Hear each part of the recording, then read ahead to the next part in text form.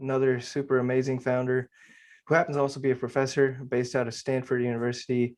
Rene Morkos is the founder of Alice Technologies. They do stuff with AI and construction tech, and I mean, we're going to learn all about that today. Rene, it is our pleasure to welcome you into the Startup Mindsets podcast. How are you doing today? I'm doing great. Yeah, I'm really happy, and thanks for inviting me. Yeah, no, we're super excited to have you here. I think the best way to just kick stuff off is can you talk to us about really briefly on Alice Technologies, and is Alice an acronym, and just how did this come about? Yeah, for sure. So ALICE is an acronym. It stands for Artificial Intelligence Construction Engineering. And so I spun ALICE out of my PhD at Stanford. I was working on sort of applying algorithms to this problem, and I invented ALICE. That's how it came to be. I'm a construction guy through and through. You name it, I built it. I've done underwater pipelines. I was in Afghanistan for 1 year as a civilian contractor. So Sure. designed, built, and procured my own projects. Managed 114 people when I was there. At age 22, did the $350 million gas refinery later. Did the cruise ship terminal in Amsterdam, the Bentley showroom, Motors showroom in Dubai. Just built a whole. I like to build stuff, and so I ended up doing a PhD and kind of inventing Alice.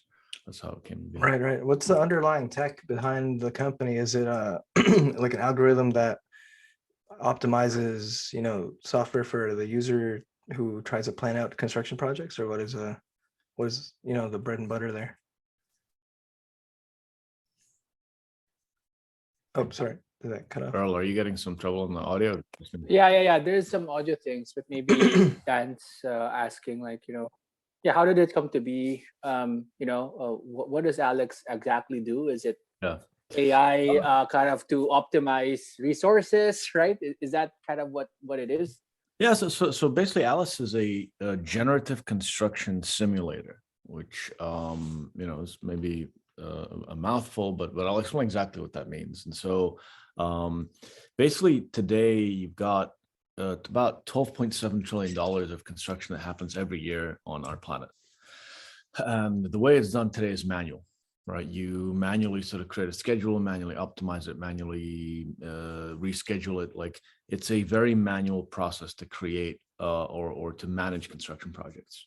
What we've invented is the world's first computer software that can take a construction project and build a construction project for you 6 million different ways, right? It can build it with 1 crane, 2 cranes, overtime, no overtime, 12 steel crews, 14 steel crews. Like, it just builds it over and over and over again, millions of different ways. And then it says, oh, this is the fastest way to build your project, or this is the cheapest way to build your project. That's what Alice is. And when things are delayed, you can update it into the software. You can say, hey, this is delayed. Can you reschedule? Or, these are the changes that happened. Can you tell me the best way out? Should I try overtime, or do I need to add more people, right? Or can I resequence? That's the stuff that you can do with Alice. And consequently, we can save about 17% on the duration and about 13% on the labor and equipment costs.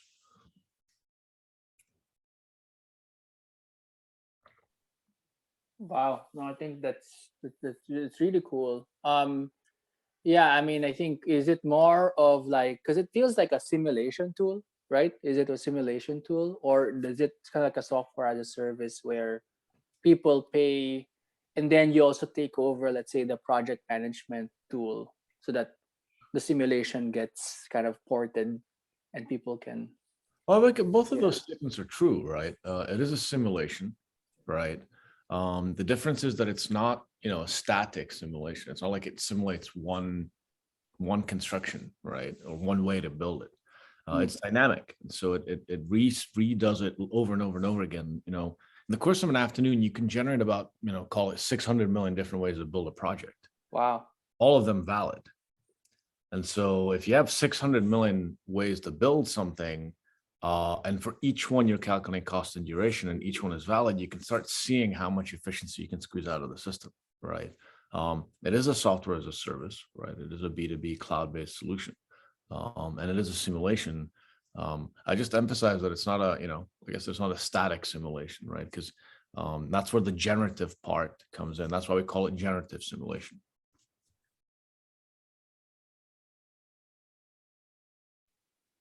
Yeah, Dan, any other thoughts here? Yeah, no, that sounds super interesting. Just wondering, like, when you were at Stanford doing initial research before creating this, what kind of, informed your decision to go all in on this, or like, what specifically, maybe in the research, did you see that propelled this to reality?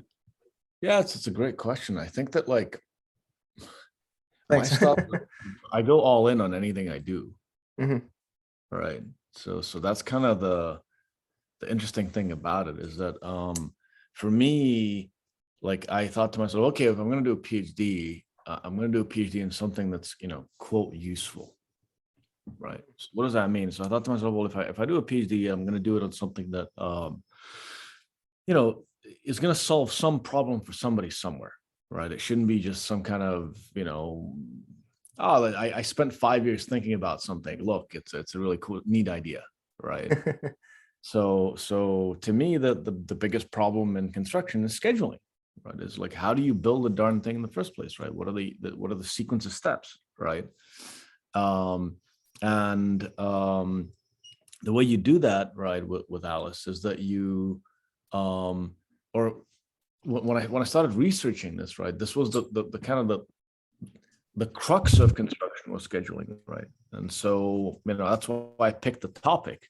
But in terms of going all in, like I guess that's just my style, right? Like, I was working, there was periods where I was clocking 20 and a half hour days, Yeah, sure.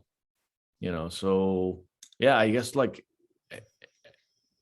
How did you get the energy to do that, by the way? Was it a lot of Red Bull, or you just that thing passionate, or that's everybody at Stanford who has that DNA?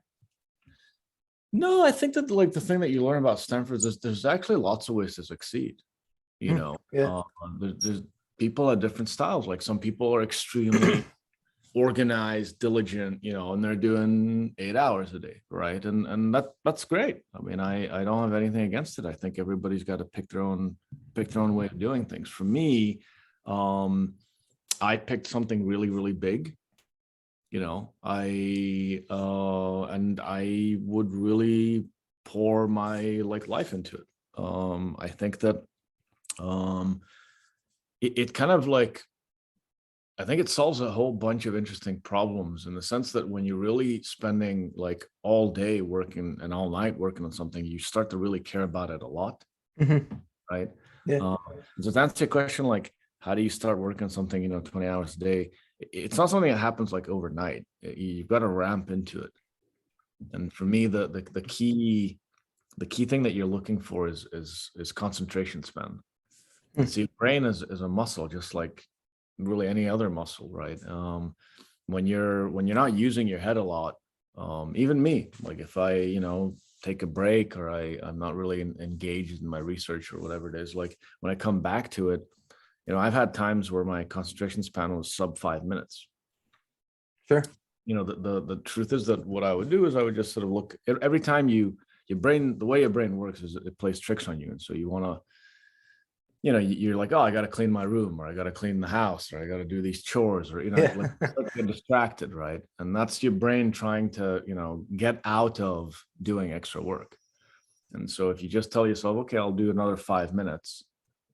And if you just always add an additional 5 minutes to that concentration span, what's really interesting is that within 2-3 weeks, you'll be up very easily. You'll be up at 2, 3, 4 hours. Wow. Yeah, I've had really days where I sat down to work and I got up like 13 hours later, not realizing what happened. Wow. That takes to get to that kind of, it will take like 5-6 weeks, but once you're there, you're jamming, like you're really getting a lot done. It's like you're in like the zone, right? Like yeah. in basketball, right? So that I'm curious actually, Rene, on kind of this PhD track, right? Just because, we also have some listeners who are generally in school, right? And people are saying, oh, I find this great idea, might as well just like leave academics and go, right? And then, or PhD, which is like, I'm not sure about what I did in my thesis. Why don't I just continue and become, let's say, a professor? But you did neither, right? Like you didn't drop out of PhD to start a business, and after the PhD, you went to the business and not the academic track. So I'm definitely curious on your decision making process and how you were thinking about it during those times, right? Yeah, it's funny. I had a I'll give you. I had a professor actually at Stanford that gave me a good piece of advice, and he asked me what I wanted to do, and so on my first day at the university, and when I started my PhD, and so I rattled off like all these like great things and big companies and big achievements and public blah blah blah blah, and he sort of smiled and he said, "You're very good at the push-driven approach. What you have to learn is the pull-driven approach. Once you've learned the pull-driven approach, you have to learn when to push and when to be pulled. That's where the real power lies."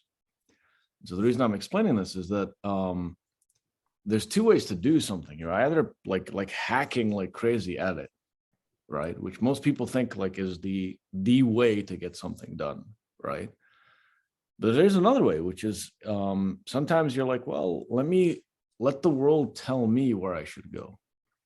Right. And so the reason I mention this is that the way that I ended up doing what I'm doing, which is I was doing a PhD.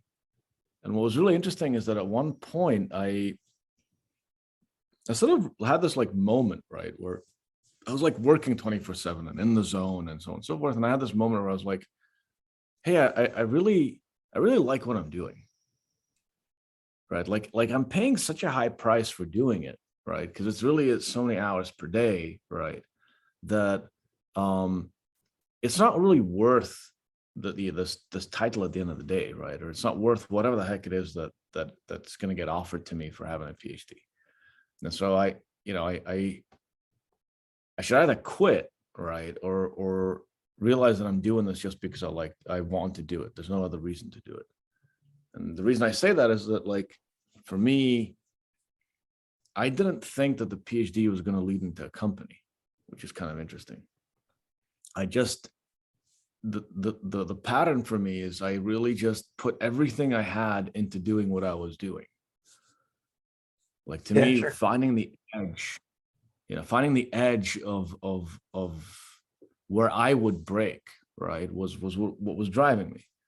It just so happens when you put absolutely everything you have into whatever you're doing, you tend to start doing really well at it, right? That part, like, I actually didn't really see coming. I was like, no, I was having fun. I was cutting out little bits of paper, Sure, and shuffling it around on a table, to mimic algorithms, right? Before I then went and wrote some code and developed an algorithm and did, a whole bunch of other stuff. But I think that because I was like so driven to do this thing in such a crazy way, like put so many hours, and like I didn't want to write a PhD. I wanted to see where was I going to break. Like, to me, did you break somewhere, or like was there a breaking? Yeah, all the time. Yeah, I definitely had several moments where I was like, okay, I don't know if I can continue, or like I'm really exhausted, or I'm really tired. But to me, what was really like the whole point of it was to go find these moments. Wow. Right. Like, that was the point. And I was like, you know what? Like the thing with the PhD is my advisor said something to me, which was really cool, because he said, you are never going to have anything in your life that you will understand in this kind of depth. Other than the Even PhD? Yes. And he was right. Like, even if you're a professor, or if you're a researcher, or like, the PhD is this one, like, it's really this like one thing in life where you wake up in the morning and you're like, hey, I'm going to work on this one thing, and I'm going to do this for 5 years. Well, what did you get your PhD so I was in, like, by the way? This is going to. I got the PhD in construction management. Right. Oh, wow. Yeah. So it's applying, like, it ended up basically, I got the PhD in applying AI algorithms to construction management. So to me, like there's kind of two things. One, I wanted to explore myself and explore where, like, I was like, well, that's kind of a cool thing to think about. Like, what can I do in 5 years if I dedicate everything I can to one thing? Like, how good am I? How do you feel, right? How do you feel, I guess, after, the 5 years were over, or I guess right now when you take a glance at what you've worked on? I mean, the thing is that what's kind of interesting about it is that I'm happy, and I'm not Sweet. Yeah, happy that's because awesome. like it founded a company and filed these patents, and then I ended up being a professor, and like it was just a cool journey for me personally, like, and the fact that it resulted in all this other cool stuff is like even better. Like, okay, great. But so to answer the question, like, as I was working on it, like at some point, we started actually like solving real problems. And I had this moment where I showed the algorithm to a guy that I had worked with on site like 3 years earlier. And he was like, yeah, that schedules a construction project. And so I was like, I remember that moment. It was like, whoa, like I just built an algorithm that can actually schedule construction. Like, that's really cool. And then we entered this like competition on campus, this entrepreneurship competition, and we won first place. Oh, congrats. Long overdue. Yeah. Then I was like, well, wait, like we're voted, quote, best product coming out of Stanford, whatever that means. But like, I was like people think this is kind of valuable. And so then we talked to some investors, and investors, wanted to give us a little money. So one thing led to another, right? And yeah, it's been a really, really cool journey thus far. Yeah, I'd love to, I guess, just pick your brain on the investors and finding capital for the idea. Stanford's, obviously a really melting, it's known as a melting pot for bold ideas that get often backed by the neighbors on Sand Hill Road. For you, I know, Lightspeed and Maris Capital, a lot of, really decent funds were now owners of Alice Technologies. Can you tell us a little bit about like how that investment, the time that you guys raised the money was, and just something you recall from those days? Yeah, for sure. Maybe a fun story that you hacked them to give you, I don't know. Yeah, I guess kind of, we probably talked like the first round of funding, we probably talked to, I think 300 investors, right, before we got a yes. And this was like 2014, 15. Construction tech was not a hot thing. Yeah. And so people would like, they're like, wait, you're working on what? On construction? Like, oh, no. It's not Snapchat related, right? Yeah, exactly right. I Nothing don't like anything to do with that, right? And so yeah, I guess that's one story. Yeah, we talked to what? Pretty interesting. We got one yes. Did you think of, I mean, did that whole process of talking to people and getting no's often, did that deter the mission, or your work ethic toward achieving your goals, or did that just make you more motivated, or how did you think I mean, about that? the no's are hard, Yeah. right? I mean, I don't know. I mean, I don't think you're really human if you're like, people reject you and you're like, oh, I don't care. Right. Like, I mean, if you're getting rejected, frequently and often, right, then it hurts. It's painful. I think that for me, I've grown so accustomed to hearing other people telling me that what I'm doing is crazy, it's stupid, it's like, when I went to Afghanistan, right, I graduated, I got a bachelor's degree. First job I decided to go get was I went to Afghanistan. I went to a war zone. Yeah. You can imagine like most of the guys and the girls in my class were like, what the hell are you thinking? Like, that's a really dumb idea. right? Like, why on earth would you want to go to Afghanistan to go build stuff? Like, it's not like, there's no jobs out here, right? Yeah, right. I studied in Beirut. I'm half Lebanese, half Czech, and Sure. I could have easily gone to Dubai and either worked. My dad had a small family business, or could have worked at a number of construction companies. Then the construction boom was just about to happen, right? Uh-huh. But instead, I went to Afghanistan, right? Like, I can absolutely assure you that there's not a single person in the world that said that was a good idea.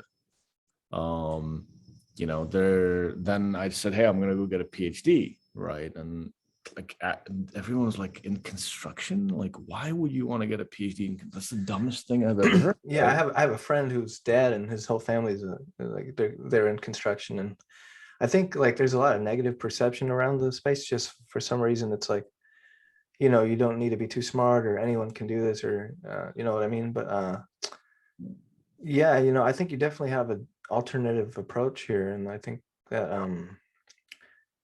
construction is obviously a very demanding demanding job. Um, what do you think really drew you to construction, since you have all this life experience in the space? Like, what is it? Is it you love seeing buildings be built, or like, is there a passion where is a passion you'd say? I mean, I don't know. I was a kid in Dubai, right, in 99, right? And so I, thought to myself, like, hey, I need to go figure out what I want to do with my life, right? And You were like 10 years old at this time, or like a kid, or like oh no, I'm a lot older than that. And oh. I was, I think it was 17. Uh-huh. Yeah, and so I was like, well, I got to go figure out what I want to do with my life, and I kind of I knew I wanted to travel. Yeah. I needed like some kind of a degree that could help me bounce around, and so law was out. I was relatively good at math, and so I thought engineering. And my dad was in construction, and so I thought to myself, like, hey, I kind of like that job. And I thought, like, hey, traveling around building stuff is going to be fun. And so that's how I picked construction. No, that's awesome. Yeah, no, Yeah, Rene, quick question here. Any point, I guess, in your life that you knew that you were, I mean, because it's pretty interesting. I said that I want to go 100%. I love building things. Like, when did you notice that that was kind of your calling early in your life, right? Because it's somewhat, I don't know if it's nature or nurture, right? But if you talk to most people in the world, like, not everybody's gonna say like I'm I love building, and I love basically Right. going all in like this much. Like, Yeah, how did that happen? Like, what was the yeah. inspiration, or at least what was the element? Here's When you're what's younger? interesting about it, right? Like people that know me know that I have this thing that I really love, which is Alice. But Alice isn't just a company. Alice is really my PhD that's turned into a company. Like I've read a book on the topic, and that happens to be my PhD. I've read 3,000 other books or publications on the topic. Like I have spent, at this point, what is it, 14 years, yeah. day in, day out on this topic. And so, like the funny thing is, so many people are like, I wish I had meaning, right? I wish I had this like one thing that I would dedicate my life to, right? And somehow people think that, like, you wake up in the morning and they're like, there's these particles of inspiration, that are floating around the universe. And then what happens, like one day, it like smacks you in the forehead. You're like, aha, I'm an enlightened. I want to dedicate my life to, saving the, South African gazelle or whatever, something. Right. But life doesn't work that way. Right. I mean, there might be some people, like, I've heard of folks that are like, I've wanted to be a surgeon since I was 3 years old. Right. And I'm like, that's incredible. Right. Like, you're one of the 0.0000001% of population that applies to. Right. But, in your case, it was more of a,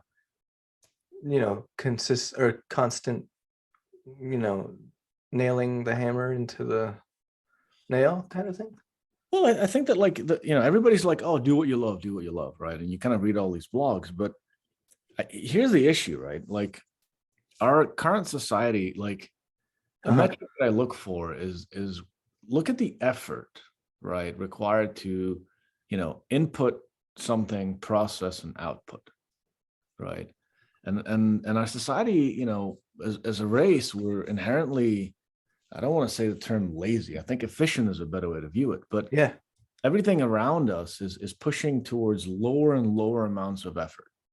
you're right. I think about this often too. I think, me today, before we got on this call, I was still in bed 10 minutes ago, or like 10 minutes, or, like half an hour to 10 minutes. And I had to put the Zoom link into the, into the calendar. And I was like, I could just do this from my phone, right? But the phone was being weird and I had to get on the computer. But I don't necessarily say that that is lazy. I think that's efficient, or,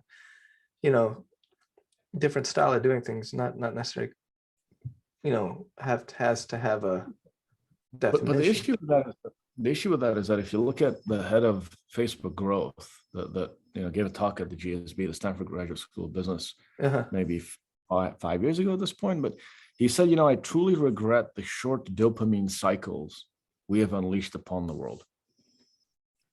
And so what you're noticing is like a lot of people are getting really pushed into these very, very short, like almost sugar-like bursts of like happiness on social media, on what they're doing in their life, like, and so on and so forth. And so the reason I mentioned that is that like everybody's like, do what you love, but nobody tells you how to find what you love. Here's an interesting secret, but I had come to a conclusion that I didn't like civil engineering at one point.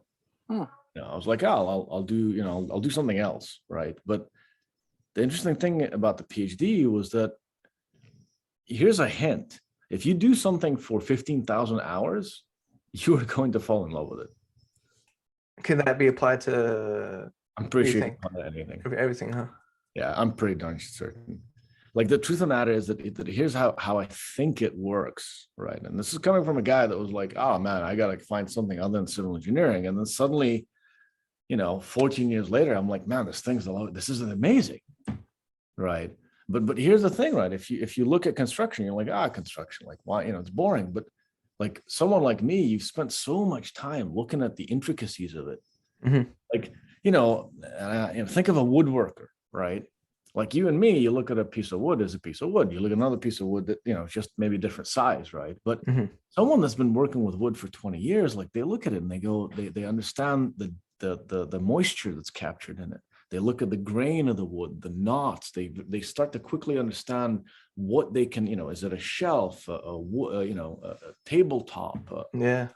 Like, that's what I'm saying is the fascination. Level of, right, the fashion level of detail of understanding of it. And I think the other thing is that like things are only worth what you put into them, right? In some cases, right? And so if you've put 10,000 hours of your life into something, you care about it. Yeah, totally. So this fallacy, right, of like, oh, I'm gonna wake up and the thing I love is gonna like hit me in the forehead, like hell no, right? The truth matters is like, what do people like? It's like, oh well, I like pursue your passions. What are your passions? Well, I like snowboarding. I got some news for you. Yeah. Right? Whatever the heck it is that you do for fun, try do that for 12 hours a day for 2 months. Love it. I love it. Hey Rene, we got 3 minutes, but are you fine if we just re-log into the same Zoom? And is that good with you? We could do. We could. I guess we could just talk until the time runs out. But I do want to follow up with that fascination thing.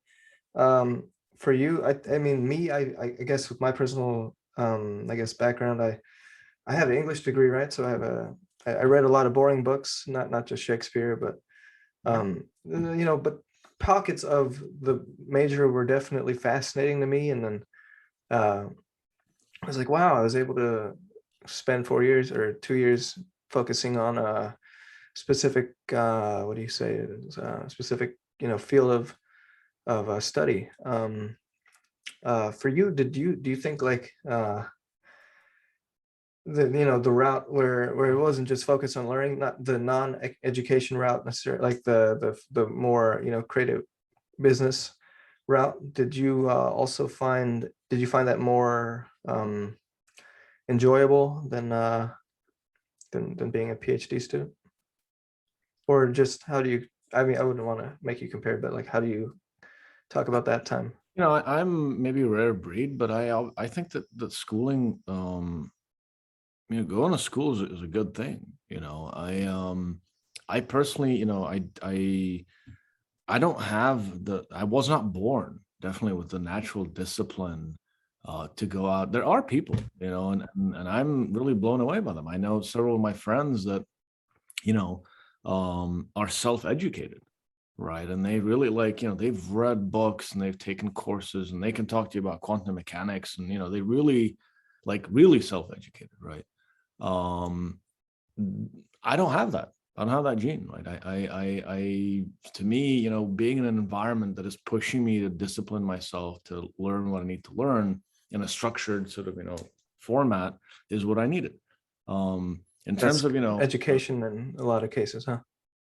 Or like that's the yeah, school system, I guess. yeah, I like the research was really fun. I liked it. I liked sitting in a room and thinking, like I really did. Sure, yeah. Business, it's very different. It's you get very little time to think. Like you don't tend to get a month to go think about a problem, right? It just doesn't, no. But True. No, the I style mean, of being. for like construction's not it's not a highly advanced field, and so if I had written a bunch of research, I couldn't go to a company and say, "Hey, go implement this research." And somewhere like biotech, you can definitely do that. Yeah. Right. So for us, if this research was ever going to mean anything, I had to go and actually implement it. Right.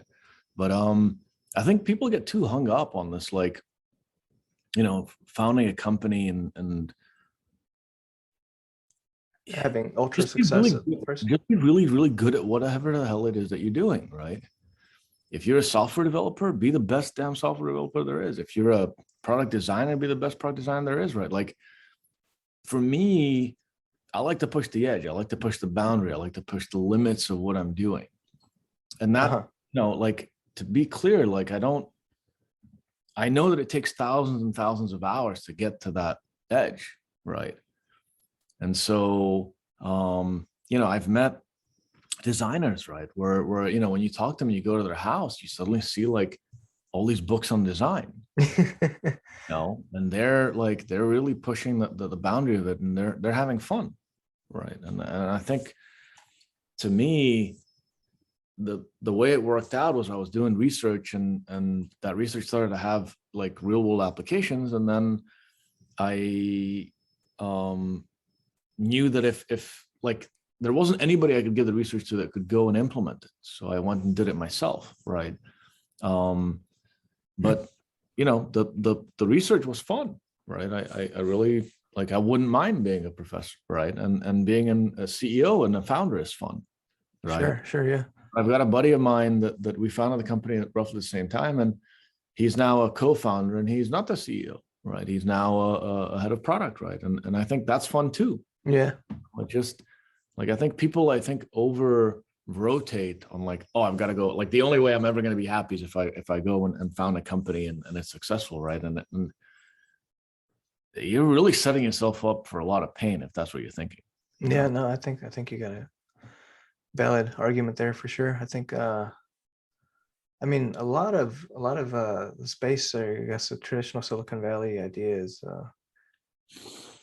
all the successes of the fact of having a startup or whatever. But I think that if we kind of changed the idea to focusing on learning rate and I think a little bit more on what you said, just trying to be the best and putting in hours, and maybe that I mean not focusing on too much of